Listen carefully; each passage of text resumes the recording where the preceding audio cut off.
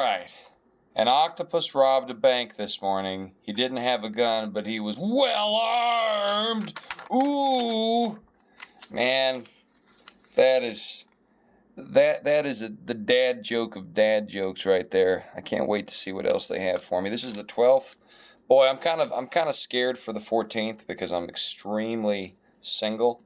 I'm not really scared of it. It's a Tuesday at least. It's better if Valentine's Day is on a weekday, and then I don't have to see these people out when I'm, by myself at the bar.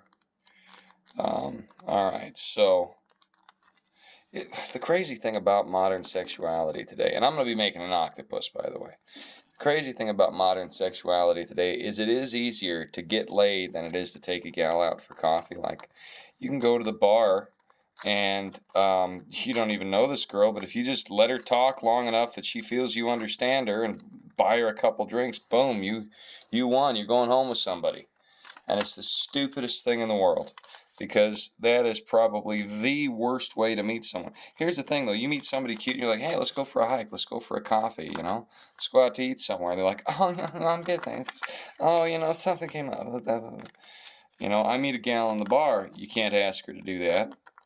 I know a cute little bartender in town, and I've asked her to go to a walk and a hike and coffee, and she thinks I just want to get her out in the woods and do something nasty, and I really don't. If I wanted to do that, I would just hang out till closing time at the bar, buy a couple of drinks, and then let nature take its course. Well, that's what they don't tell you in high school, and you need to listen very carefully if you're a young person. It's not a rite of passage to get laid. It's a rite of passage to get married. Getting laid is extremely easy. You just pretend to listen, or you tell her what she wants to hear. Now, I don't want to do either of those things with a gal I'd like to actually be in partnership with in a marriage, because that isn't fair to her or me. But that's what they want you to do, because that's what the TV's taught them to do. And it's ridiculous, isn't it? It's one of the weirdest things. And that is the reality. It really is. It's not that guys aren't in short. What's happened is, because of things like birth control, the world we live in now has, hold on, I'm making sure I'm doing this right. What in the dickety-dackety deuce is this? Because of things like birth control, the world we live in now has made it so that sexuality is a commodity. And everybody, when they heard this at first, they're like, all right, I can get it. But what they don't realize is that it ruins everything. If you can just, have meaningless sex all you want, why build a family? Why work hard? Why keep up with the Joneses? Why do any of that crap? Why not just find the girl at the bar who puts out and get some? And that's what this generation has been doing for a long time. It's just been getting some. And now what's happened? Well, we've got a declining birth rate. Yeah, we do.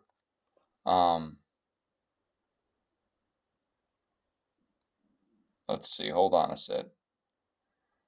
I'm figuring out, because I've got to flatten this thing like that. But I'm not sure exactly what it really. So I think what it wants me. I think I know what it wants me to do now. But anyway, when human sexuality becomes a commodity, human reproduction becomes a rarity, and when human reproduction becomes a rarity, society begins to implode. It's a cyclical thing. That's just what happens. It's not that I'm trying to be a negative Nancy or anything. That's what happens. It happened in Rome. As we value our sensuality over our responsibility in society, slowly but surely, everything comes apart. Because we're meant not to live in a self-serving society. So if you want to do it right, good for you. That's the way to do it. But you are going to be hampered by people who don't want to do it right. They just want to please themselves. And that's the other thing.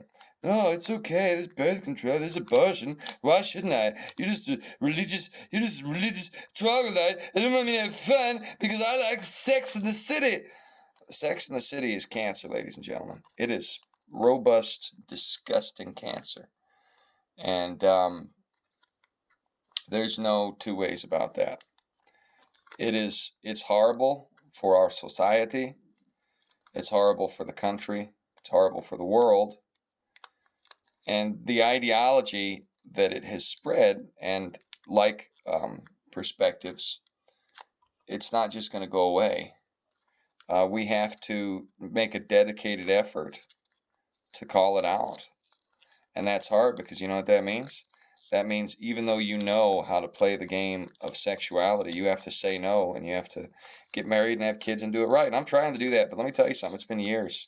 It's been years, and most women these days think that sexuality prior any sort of commitment is fundamentally necessary. What they don't understand is that love is a choice, and human sexuality is self-determinate, and we're built that way for a reason, because we're not always going to be a one-to-one level of compatibility. We're going to have to learn to love one another. And here's what the truth is. You can learn to love and be turned on by an ugly broad. Yes, you can. I've done it. Not intentionally. I've just dated some real losers. There's this one from Colorado that comes to mind. And once you learn to do that, you're in good shape. But they don't want you to learn to do that. In the powers that be don't want you to learn to do that. They don't want you to learn to put your predilections aside and the broken propaganda from the porno you've been watching. They want you to believe that because you have some sort of issue about something or other that you're incompatible, and just move on and start over. And that's not the way to go, because the truth is we're all incompatible on one level and we're all compatible on another. And if you're going to love somebody, you have to make a conscious choice. So you shouldn't this whole sexual compatibility thing is a ruse. It's a ruse to keep you from realizing your true potential. Because the fact of the matter is, it doesn't matter how sexy you are. Eventually, you're going to get old and you're going to die. And when you're old and you're dying, you're not caring about that swimsuit. You're not caring about that makeup. You're not caring about hitting the gym.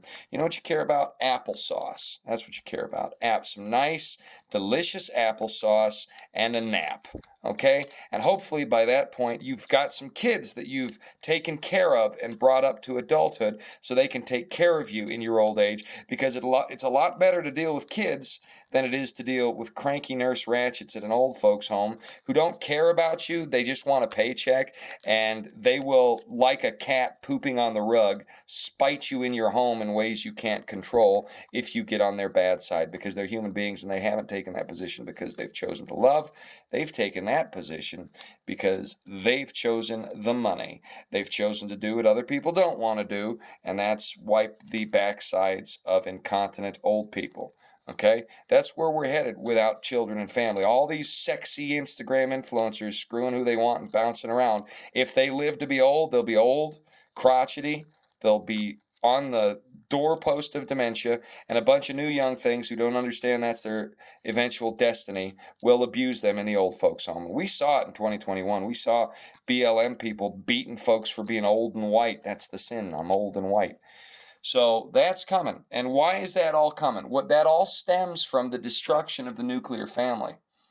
As the nuclear family becomes broken, as it becomes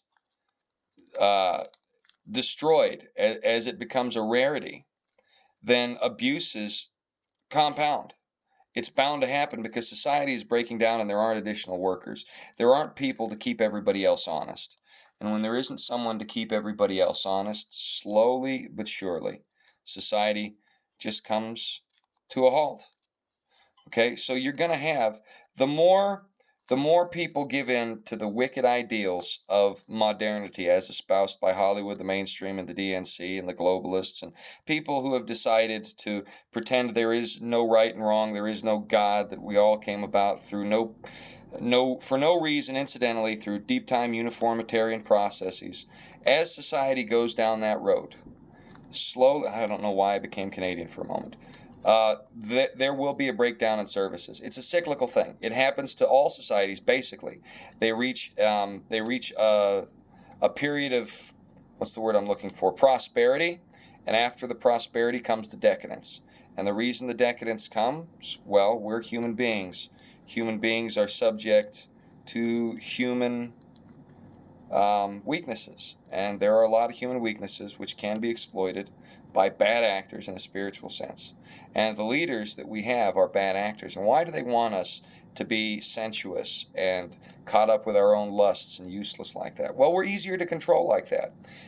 It's basically providing a means by which we are all totally dependent on the state.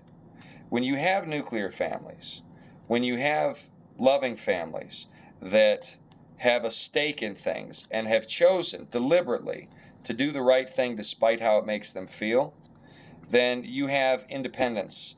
And when you have independence, the state is not as necessary as the state would prefer. As a result, individuals can become wealthy on their own. That's what capitalism does. But that's not profitable to those in power, so they want us to be stuck in our lusts. So the whole idea of sexual liberation, it's been propaganda from the beginning. The real sexual liberation is starting a family and being a good mom and dad. Now, I don't like bringing scissors in. I've got these Core Snippers 5000 here. But if I don't, all I've got is a funky quadrupus. And ain't no quadrupus in the ocean. They all got 8 legs or they got 10 legs like a squid. By the by, squid, way tastier than octopus. Way tastier than octopus. And hey, I want you to pat me on the back. I've gone this whole little shenanigan fest without making one octopusy joke. Oh no!